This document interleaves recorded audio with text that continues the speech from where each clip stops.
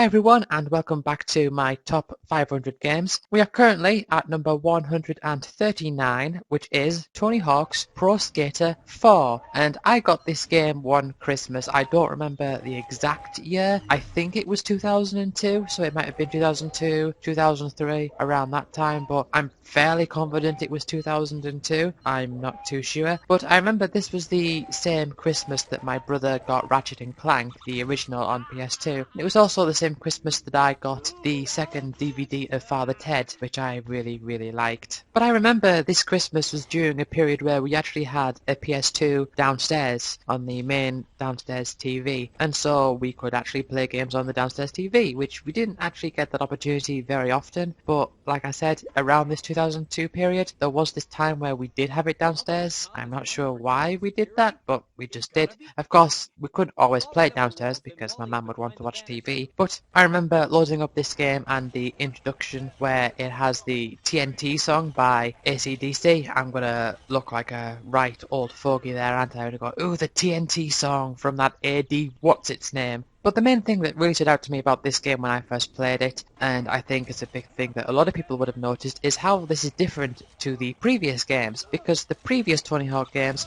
follow a very set structure where you have a series of levels and each level has a set of goals and you have to complete those goals, and by completing those goals you will then unlock later levels which also have their own goals. But what made Tony Hawk's 4 different is that instead of starting up a level and then having 2 minutes to complete however many goals that you still had left to complete, you instead just were put into this level, and the levels were quite large in comparison, but you were put into this level and you just had to ride around, and there would be NPCs, and the NPCs would sometimes be quest givers, so to speak, if we're going to talk about, RPG terms here. But you talk to them and they'll say something like, hey, I bet you can't grind this rail from here to all the way over there, and then you'll have like a 40-second time limit to do that thing or whatever. And you can enter and exit different missions for the different goals that you have to complete, and the rules still apply where you do have to complete goals in order to unlock the later levels. That's the same, just the way that it's presented is different. Now, if I have to choose a preference between this system and the other system, I'm going to choose the other system, because quite frankly what I don't like about this system is that it uses the same thing that I was talking about when I was talking about Skate, and that is that each individual goal is condensed into its own very specific kind of thing, and so what it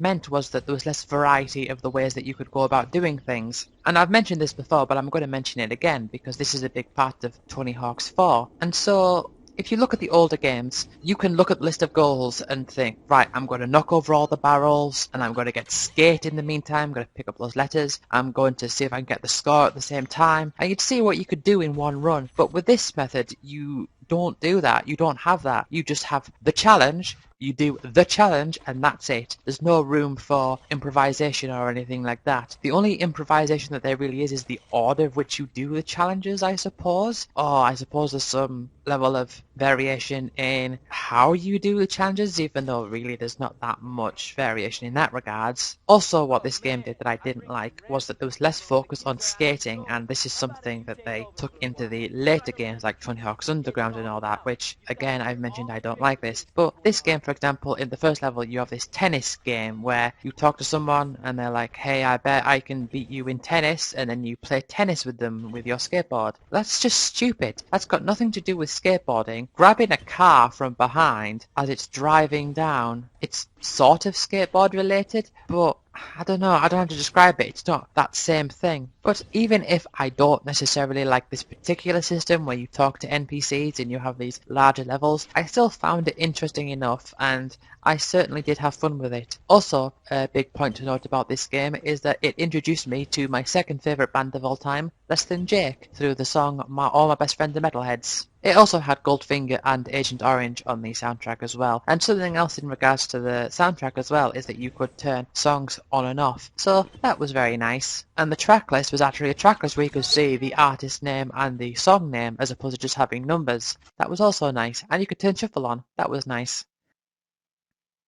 Number 138 is Dynasty Warriors 7, and I thought this was a lot better than Dynasty Warriors 6, although that's not really saying much, but I do have some negative points to make about this game in particular. Although I will start off by saying that of all of the games I've mentioned so far, I think this is the most recent one that I've really played, because I believe I got this towards the end of 2015 or something like that. I'm not too sure, or sometime in 2015, but I actually played this game mostly in May of 2016. And if you're not familiar with the premise of Dynasty Warriors, I will tell you it again very quickly. You have a load of characters, and each character has their own individual stats and weapons and stuff, and then you go through all these different levels where you basically have to fight hundreds or thousands of different enemies, and throughout that you will pick up different stat upgrades and you can get different weapons. And so whilst the combat is very simple in that there's only a few buttons to press, the game focuses a lot on its leveling system and developing your different characters and finding different items and weapons and all that sort of stuff, which is what I really like. But what makes this one in particular stand out is that characters don't have their own specific weapon that they use, as opposed to previous games where every character has a particular weapon type that is dedicated to them. So for example, Zhao Yun will always use spears, and Huang Gai will also have these giant club type weapons. And usually the way that those games work is that each character has a set amount of tiers of their weapon, and different weapons they get can have different randomized stats and stuff. But that's not the case in this game, because in this game, weapons are a universal, as in everyone has weapons, everyone has the same set of weapons, because any character can equip any weapon in this game. So if you want to give Menghuo a fan, you can. Although the different characters do have different proficiencies with different weapon types, and each character also has a specified EX weapon, which is a particular type of weapon that they can use that will allow them to unleash their special EX attack. And also this game introduced the ability to hold more than one weapon, so you could flip between the different weapons. But this time round, the weapons didn't have any particular individualized stats that were randomized. Rather, it just had its own stats, and that was it. And the way that you unlocked abilities was that you had to equip a weapon with a particular ability on it that were called seals, and once you killed enough enemy officers with that weapon equipped, that bar will grow until eventually you learn the ability. And each weapon also has seal slots that you can put the seals in that you've learned. So everyone is building up this arsenal of weapons and collecting all of these abilities all as a single unit, even if each character does level up individually. Also in this game you have skill points where you kill an enemy and you get some skill points, and then you can spend those skill points on a tiny skill tree that each character has. Now, the story mode in this game is not like the earlier games where each individual character goes through their own individual story. Rather, it's one per each individual force. So you'll have the Shu story, the Wu story, the Wei story, and the Jin story. And through that, you will go through a set series of levels, and each character will appear at some point. Well, not all of them, but each individual level that you play through will have a set character assigned to it. And what's good about this mode, what's good about playing this mode rather, is that you can get skill points really quickly because they carry over between different characters. But in the other mode, the Conquest mode, that doesn't necessarily happen. Conquest mode is kind of like this giant grid, and you have to try to go around and clear out all of the spaces on this grid. And each character has their own specified legendary battle that will take place on a specific tile on this grid. So you have to be able to complete these levels with every character to an extent. By doing this, you'll also unlock different companion animals to help you out, you'll unlock different weapons, and this is also how you unlock different characters as well, through the legendary battles if you don't already unlock them through the story mode. I tend to like it in Dynasty Warriors where they put more focus on requiring you to spread out how much you level up each character, which you kind of do, because if you want to max out all the skill points you will have to do that. But because you don't have each character with their own individual story mode, you can get through a lot of the game by selecting one character, in my case, who was his name? Sima Xiao, and to a lesser extent Lu Bu, and you can get away with doing the battles like that. So yeah, that's a good game. Number 137 is Dead Rising Case Zero, and this is basically a sub-game of the Dead Rising 2 game. Although it was sold separately, so it's not actually a part of it, but it's kind of like this demo extension, I suppose. And I've not really played much of the Dead Rising series. I will say that it appeals to me, the idea appeals to me, but this is the only one that I've actually really played, and my goodness, I find this really interesting. And I know the whole time limit thing is a thing that people in some cases say, it's pointless, it cuts out your exploration, whatever, right? Just stop. The time limit and the New Game Plus carryover feature is what I think makes this game really, really nice. The best way that I can describe this is that it's a third-person 3D action game with lots of zombies, and the zombies on an individual basis don't pose much of a threat. They're very easy to kill. But what makes it interesting is that everything runs on a time scale. So you'll have to be at a particular place at a particular time, or you'll have to see this other person or get this thing at a particular time to save someone. And if you want to complete it to the best of your abilities, you're going to have to do all these different things within the time. Now, because a zombie takes a bit of time to kill, it adds up. And what you really want is to be able to get more effective weapons and build things together in such a way that you'll be able to take them out more easily. So you might start off by hitting them with this baseball bat that will knock them over, but you've got to like take time to like swing and all that sort of stuff. And your weapons can degrade, and you can only hold so many items at once, and these are things that you can level up by defeating the different zombies.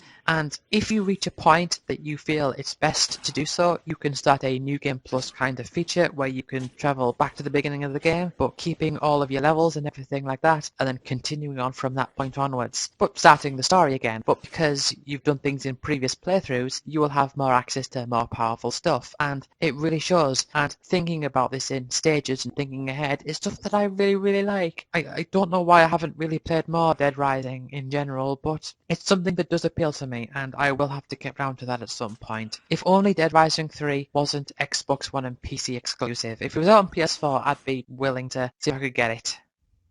Number 136 is Closure, and this is a game that I played on Steam. It's available on the PS3 in America. I know that in the UK we don't have it. It's not on there for some reason. I don't know why, but I played the Steam version, and this is a very, very nice and very interesting game because it's one of those dark indie puzzle platformer type games. But the way that this one works in particular is that everything is in darkness, but you have these particular items that produce light. And if something is in darkness, it's as if it's not there. And so you'll go through these different stages and you will have to carry these light orbs around and put them into different machines to carry them around and stuff. But you also need to be careful because if you drop it somewhere and then walk off, or a machine takes it too far away and you're not following it, you will just fall because the light isn't showing you the path. So the path basically isn't there. And it's a puzzle game and I really like it. And it's all about solving these puzzles, getting the light to the right place, moving things around and timing the way that things move around. And it's so interesting, and I wish I had more to say about this game, but I don't. It's a very simple concept, but very fun to play. And also it has a rather nice atmosphere as well.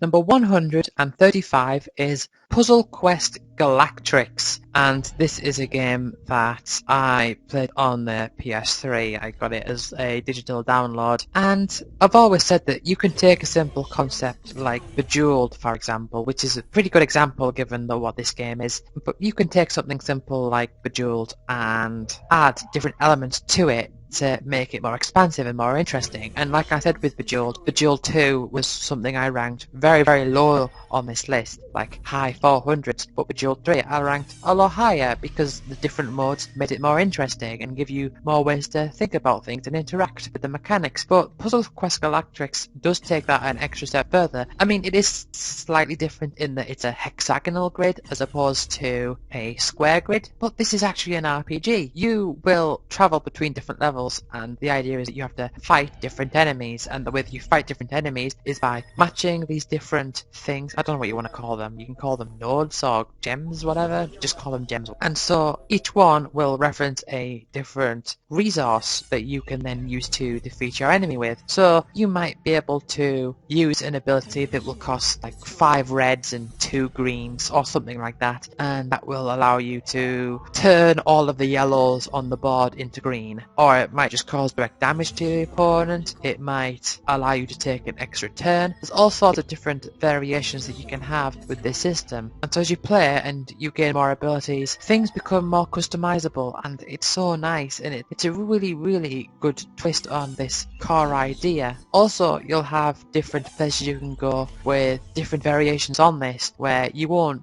just be fighting enemies by matching all of these gems and stuff, but you will also be mining for minerals and that type of stuff. And it's so good. It really is. I really like it when games do this, where they take a simple idea and they just expand on it, make it an RPG with these leveling systems, the different abilities. Really nice.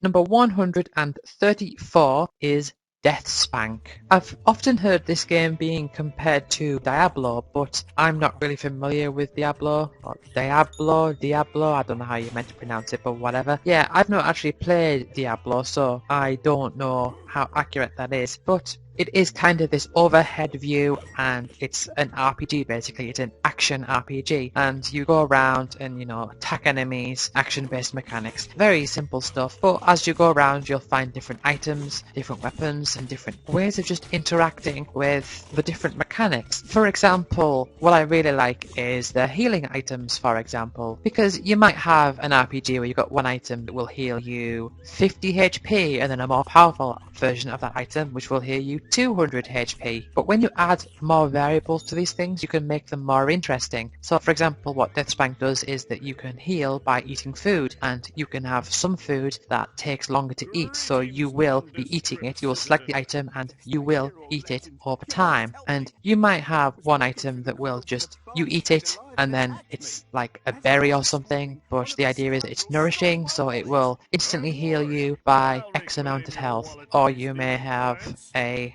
chicken or something where it heals you more because there's more stuff there, but it takes more time, so it might heal you twice as much as the berry does, but it will take a few seconds for your health to gradually recover. And I like that element of variation, and it also has this explorative, if that's a word. Is explorative a word? I don't know. But it has that sort of explorative or exploration quality to it, where you will go through different paths and you will come to moments where you will unlock a shortcut between the place that you started at, or the place that you were before, and the place that you're currently at. So it allows it to create this sort of more strict linear sense of progression, where you're going from one place to another and you have to pass through particular areas, but making it so that you don't have to always backtrack through those areas if you want to go to places that you have been to before, and making it more organic than a teleporting system. I mean, I'm not saying that backtracking is necessarily a bad thing, it's just that if you want to create a system where backtracking is not a thing that you'll do, then this is a nice nifty way of doing it. I think I got to one point in this game where I got to a volcano, and I